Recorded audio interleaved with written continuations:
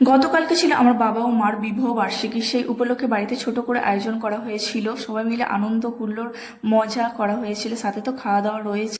বাবা মার বিবাহ বার্ষিকী আমরা কি কি মেনু করেছিলাম, সবই হয়েছিল নিরামিষের ওপর। কারণ এই শ্রাবণ মাসটা জুড়ে আমার বাবা মানে আমার মা পরিবারের সবাই নিরামিষ খাওয়া হচ্ছিল, সেই কারণে নিরামিষ রান্না। প্রথমে তো দেখালাম যে বিয়েবাড়ির স্টাইলে ঝুড়ো আলু ভাজা বাদাম কারি পাতা দিয়ে, তারপরে ছিল কুমড়োর তরকারি, আর এদিকে নিরামিষই সব কিছু। তারপরে ছিল ভেজ ডাল, তার মানে গাজর আর এইদিকে বিনসটা ভেজে নিয়ে ফোড়ন দিয়ে শুকনো লঙ্কা তেজপাতা গরম মশলা টমেটো দিয়ে আমরা ডালটা বসিয়ে দিলাম।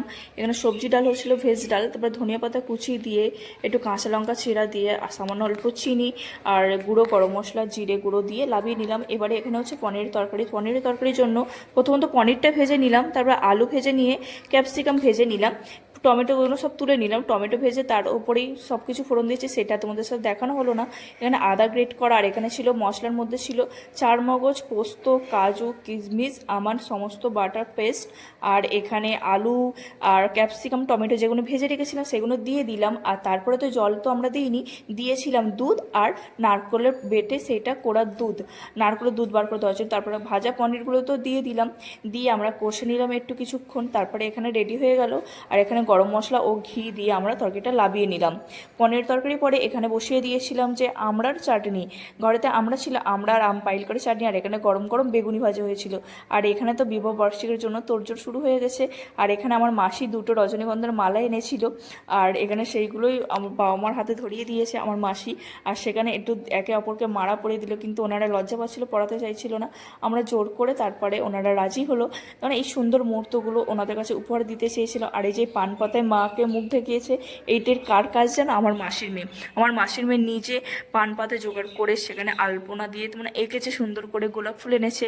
এবার ছোট বাচ্চাদের তো বায়না রাখতেই হবে, তা কি করবে, অসহায় হয়ে ওনারা লাস্টে রেখেছে। এই সুন্দর মুহূর্তগুলোই তোমাদের সাথে তুলে ধরছি, আশা করি তোমাদের ভালো লাগবে।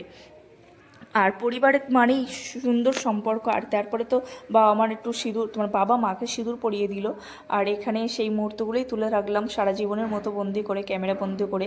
এই মুহূর্তগুলো তো চলে গেলে আর ফিরে পাবো না, তাই একটু ক্যামেরা বন্দি করলাম আর তোমাদের সাথে শেয়ার করলাম। আমরা বাড়ির সবাই মিলেই করেছিলাম বিশেষ দিন আমাদের পরিবারের জন্য। কারণটা হলো আজ আমার বাবা ও মায়ের 29তম বিবাহ বার্ষিকী, তার জন্য এই ছোট্ট করে আয়োজন রয়েছে।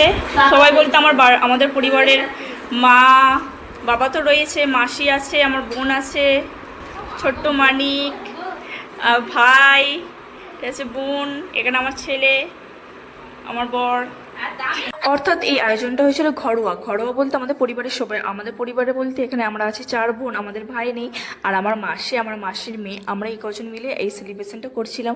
অর্থাৎ বাবা মাকে একটু খুশি করার জন্য। ওনারা তো সারা জীবন ধরে আমাদের জন্য অক্লান্ত পরিশ্রম করে গিয়েছে, আমাদের 4 বোনকে মানুষ করেছে, ওনাদের ত্যাগ, অনেক ত্যাগ স্বীকার করেছে, ওনাদের নিজেদের খুশি মুহূর্ত কোনোদিন ভাবিনি।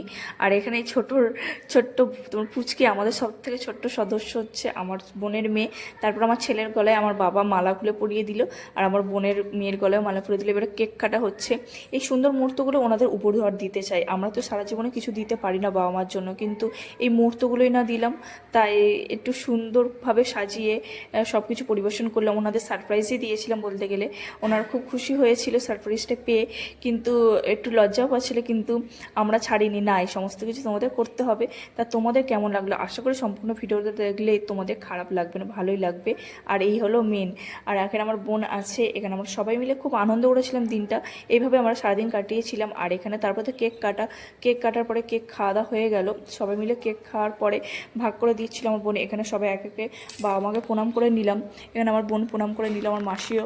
তারপরে এখানে খাওয়া দাওয়ার মেনু তো সব রেডি, সব কিছু তোমাদের দেখিয়েছি যে কী কী রান্না হয়েছে। এবার সেই রান্নাগুলোই এখানে সব কুমড়োর তরকারি, ভেজ ডাল, সবজি, পাঁপড় ভাজা, মিষ্টি সব কিছুই ছিল। আর এখানে আমার মাসি পরিবেশন করছে, এখানে রান্নাবান্নার সব রেডি করেছে, আর আমার মাসি সবাইকে খেতে দিচ্ছে। আর বাবা মা তো মানে প্রতিদিন তো বাবা আর মা একসাথে তো খাওয়া হয় না, মা তো সবাইকে দেওয়ার পরে লাস্টেই খাওয়া দাওয়া করে। কিন্তু আজকে বললাম যে না, একসাথে তোমরা খাওয়া দাওয়া করো, কারণ এই মুহূর্তটা আর বারবার ফিরে আসবে না। আমরাই লাস্টে খাচ্ছি, লাস্টে হচ্ছে তোমরা বাবা মাকে দিয়ে আমরা তারপরে সবাই খাওয়া দাওয়া করেছিলাম। এখানে আমরাও সবাই খেতে বসে গিয়েছি। তা এখানে দুটো জামাই ঘরের মধ্যে দেওয়া হয়েছে। ভিডিও